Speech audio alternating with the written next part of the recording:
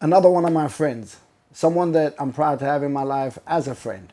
I met this guy through music. Over the years, we got talking, and to be fair, I was doing most of the talking, right? Yeah.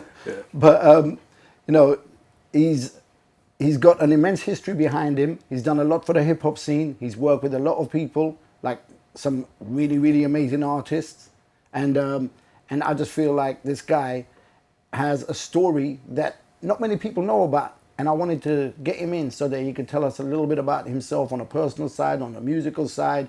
And yeah, I just feel like the first thing I need to do before I go anywhere is to get down on my hands and knees and beg the guy to talk, because he doesn't talk a lot. So, yo, I beg you, please talk in this interview. I'll probably talk too much, man, but yes. That's what Yes. we want. All right. All right. All right. So let me introduce you to one of my best friends that I've met through music. His name is djjazzt. All right. I'm djjazzt T. I best go into the affiliations, really. So I'm part of the Steel Devils Turntablist crew. My friend DJ Random put that together probably in about 1998. And as a result of that, I ended up doing battles. I was doing them for a laugh, really. But then in 1999, I won the UK ITF Advancement Championship in the UK. And then went on to do the World Finals in Hawaii. Only came eighth, but wasn't too bad since I was doing it for a laugh. And then from that, the career sort of skyrocketed after that, because they were back in the days where when American artists would come over to the country, a lot of them didn't bring their DJs, didn't have a budget to do that for some reason. It wasn't cool for Americans to bring their DJs at that time, which I thought was a bit whack, but it was good for me because I had the title. I ended up DJing for some amazing artists. So Mick Fresh got me on tour with Charlie Chase. I did 3 dates with Souls of Mischief. I ended up being freestyle from the Arsonist and Shabazz Disciples DJ for years. And then from that, we ended up doing our own tours and stuff. Like, I kept all mixed contacts, so I linked up with a couple of young cats who used to come into the record shop, which I'll talk about in a minute. And they were like, yeah, why don't we do tours and stuff? So we ended up bringing Mass Influence over. Loot Pack, did some shows with them. We were the first people to bring J-Zone to the country, and I ended up being his tour DJ for a while. Yeah. We brought over We Be Foolish, and then I went on to DJ for Yeshua de Poed. I was his tour DJ on a German sort of European tour. That was wicked. And then we were the first people to bring Percy P over. And then I think the last person we brought over was Tim Dog, who just phoned him up. Chubby wanted to get him on a track. Zygote wanted him on his album, phoned him up. And he just happened to be coming to the country the next week. So I was Tim Dog's DJ up till he died, you know. Unreal. Recently, I heard some rumors that he's not actually dead. What are those rumors? I mean, there's always going to be rumours. Tim was probably the biggest hustler on the planet. You know, he, What, bigger than me? yeah, unfortunately, only in height that. Oh, okay. Yeah, he was a very clever man. Is a very clever man. So Now, the thing is, there are people that are in the scene that wouldn't even have a clue the amount of stuff that you've done. the thing is with me, I'm the DJ. I'm the man in the back. You know what I mean? I was never in it for the mad exposure or anything. I should be in it for the exposure because, you know what I mean, it would just help me make a better living out of this. But through the music, I have basically become friends with people worldwide. You know what I mean? Yeah. And like I say 100%, I've been able to be myself without question. You know what I mean? I can just, this is my suit. You know what I mean? Even when I go to work at the record shop, Dance 2 Records record shop I worked in since 1997. This is, you know, I wear the hip hop uniform. You know what I'm saying? We just wear our thing. But the real track that really got me into this and made me listen for the rhythms was Herbie Hancock Rocket, which had the cuts in it. It had the beats. I know it's like pretty much a neo jazz track, even. You know what I'm saying? Electro jazz, whatever it was. But that kind of got me into stuff. Probably a lot later, I heard South Bronx, and from here in South Bronx, and probably a year later, Stetsasonic, All That Jazz. When I heard those tracks, that's when I knew this is what I need to be doing. Public Enemy and that kind of attitude. You know, there was a group of us in Surrey. We were all people of colour, and we were all getting the hassle from the police.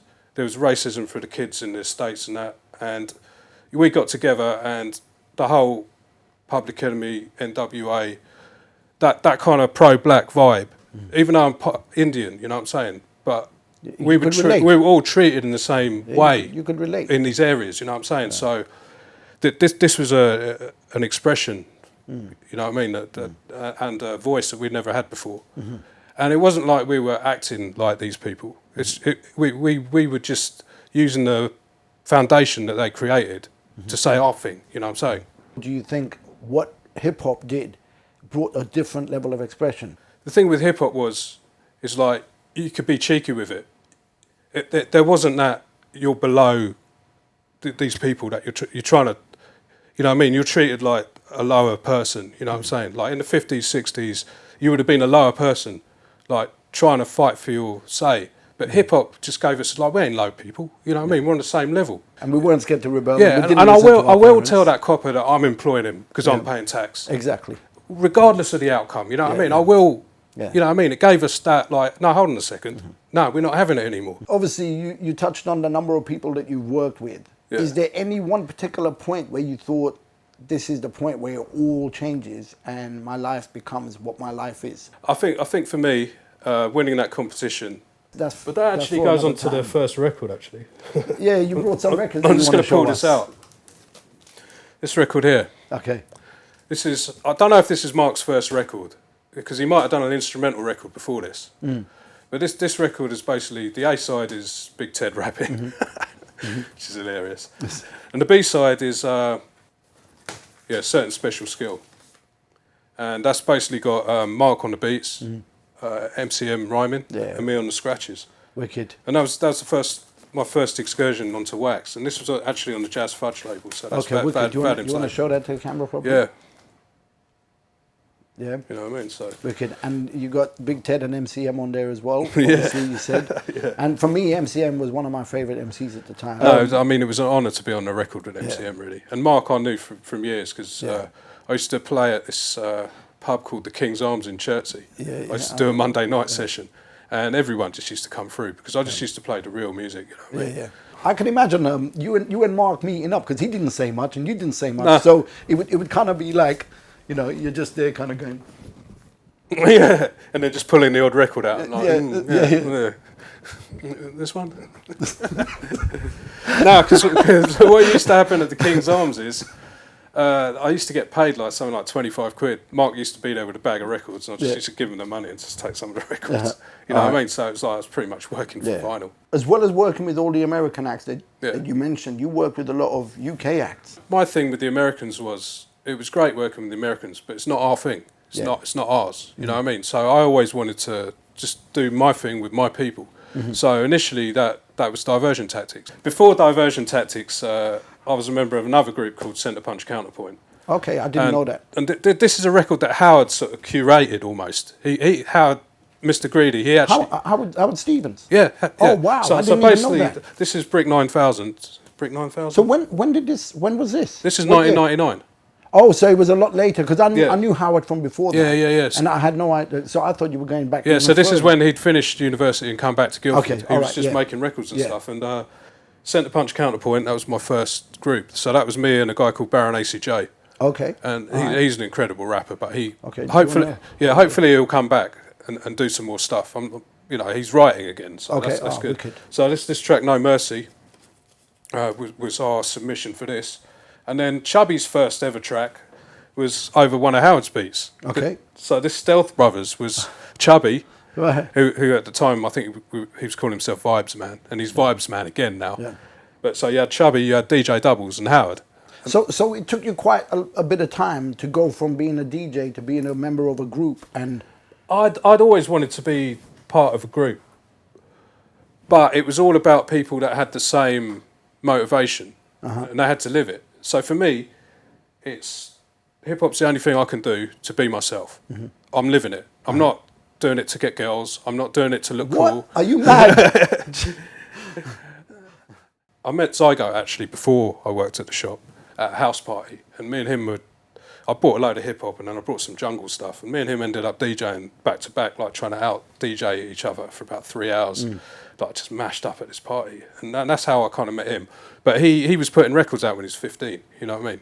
And then I met another guy called Optiv who died this year. You know, he was my original production partner, and we actually made the Centre Punch Counterpoint track together. You know, he's the guy that engineered it all because he was a lot better engineer than me. So how long were you with that group before Diversion Tactics started? Centre Punch Counterpoint, we were probably together from, I'd say, 91, from those King's Arms days. Okay. You know, we were just doing the sound system thing under a name, the Last Boy Scouts. So we were doing a lot of parties in London, house parties in Surrey, you know what I mean? And then I guess Diversion Tactics sort of formed in probably about 98. Okay. Chubby had got together with Zygote after this record and then made a tune together. And then I made another tune with Chubby with Optiv. And then Zygote was like, yeah, let's do an EP. And that's when Diversion Tactics kind of formed. You know, with your DJing, were you just kind of limiting it to hip-hop events, or did you, for example, do any birthday parties? Actually, you know what? Talking of birthday parties, this is a good time.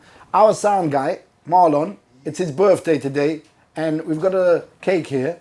So, Marlon, if you want to come and cut the cake, I'm not going to have any, though, because I got diabetes. Yeah. But yeah, I'll leave you to cut the cake and share it amongst yourselves while I carry on with the interview. But yeah, happy birthday, Marlon. Happy birthday, my man. I did one wedding where there was a band there, and I set the turntables up, and the band were just looking at me like I was scum. I was like, what? And then someone said, look, they don't like people. Thank you, my man. Happy birthday.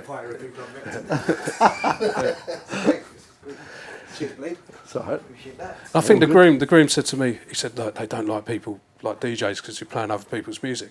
And I tried to explain to the guitarist, I said, look, man, I said, what I'm doing is, yes, I'm playing other people's music, but check this out. And I did some like beat juggling type stuff. I said, I'm making music out of other people's music. And it was still like, and then from then I was like, man, I'm only going to do weddings if they want me to play what I play, the stuff that we like.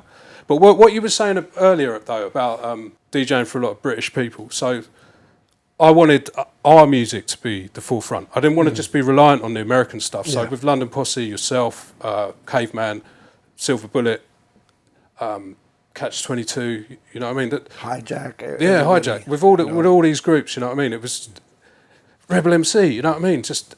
And all, like, even stuff like the Cold Cut remix of Paid in Full. You know, this is all British stuff. You were much more than just a DJ. You started a record label. You know, you were an events promoter, like I said. You know, you were a producer. You got into mastering. And, you know, there's so many different layers to you. You just got to do it, you know what I'm saying? Yeah. It's like, my attitude was always appreciate every day. Never not appreciate. Like, I appreciate that I'm here now. You know what I mean? I'm loving this. I mean, but going back to what we were saying about the British artists. Yeah, I mean, I'm proud to be Jess DJ. I mean, I've been DJing for Jess since 2008. But also I DJ for Michael Parkinson, Family, and Joker Star.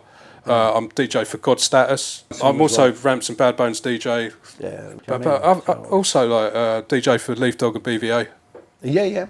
And now and again I do the 4 hours. What has been the highlight for you in terms of the person that you've worked with, and then your personal highlight? I love it all. You know what I mean? It's just been a complete amazing experience to go from where I was when I was a kid to where I'm at now. Maybe 4 years into DJing, I had a copy of like Ultramagnetics with chorus line on it. And at the end of the show, Tim was like, yo, what do you want us to do? And everyone was like, chorus line. He's like, nah, I ain't doing chorus line. And I just got out my ropey copy of chorus line, smacked it on, and he had to do it, man. Ever since I've known you, it's always been music. You know what I mean? But luckily as well, like, because there are a lot of people when I speak to, and if they're in music, all they talk is music, and it's like, Jesus, do you have no other life? Do you know what I mean? Whereas with you, it's like there is another side to you. You know, you got your personal stuff going on and everything. You know, you got a family, and, you know, but you appreciate all of it, and yet you still make valuable time to continue your passion, which is something that I have to say I'm guilty of not being able to do. Like, because I got tired of, like, you know, the politics in the industry to the point I walked away. So where people go and tell me about, oh yeah, I respect you because you stuck with it. No, you know what? That's the kind of person you want to respect, because He stuck with it. That means a stick lot with coming from you, man. You know what I'm saying? What are you working on? Just really quickly, just to summarize How it. long have we got?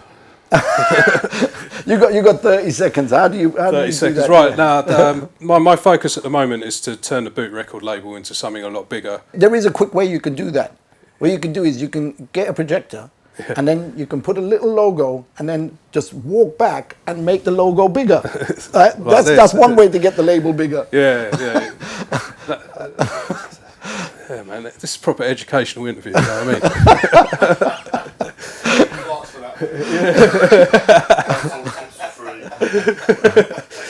I mean? No, but Boot Records has to be the legacy. So I think you've done incredible up to now anyway. Oh, thanks, man. I mean, you know, look, I've spoken to a lot of people, and one of the reasons why I wanted to do this channel and to do the interviews is because I want people to learn from them as well. Yeah. So to understand that you don't just wake up one day and go, I made a record, I've got a video, there it is. No. Like there's a big thing that goes on behind it. Yeah. Like, you know, you don't become the greatest boxer in the world by just jumping in the ring one night and you're the best. You might get lucky with one punch at some point, but you know, it doesn't work that way. You got to put 20 years of work in before you get that big shine. No, exactly. The future for Boot is to take the label more seriously, merchandise. You know, actually make a proper effort at it rather than just being happy just to put like records out. You know, like just make it a proper business. Because ultimately, what I've learned from this hip hop thing is, you know, being our own boss is everything. You know what I mean?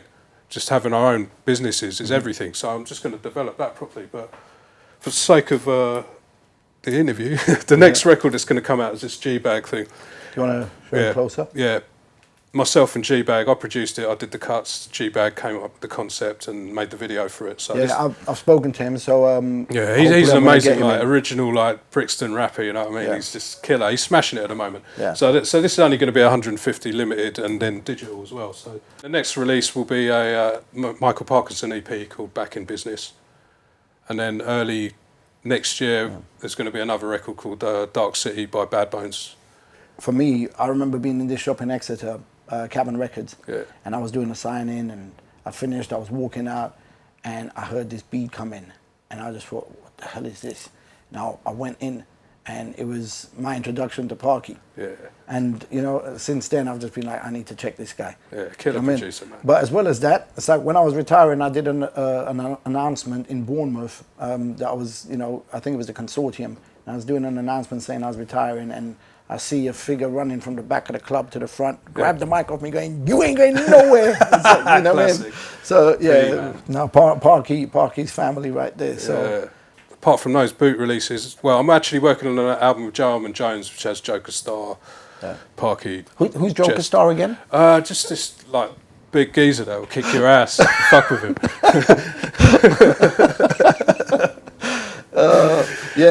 So I've got the whole family on this Joe and Jones album. So hopefully, I mean, Joe's like the busiest jazz musician on the planet at the moment. So hopefully we'll finish that early next year as well, and then that'll be another Boot release. Okay. Cash and Jokes are working on a new God Status album as well, so hopefully that'll be next year as well. So where can people find you? JazzT71 on Instagram is the best way to get me. I mean, there's a network of stuff, but I'd say the Instagram's the one to check for, because you'll actually see videos, see what's going on in the studio, and also the Boot Records show, Kane FM 107.3. 103.7 in Guildford.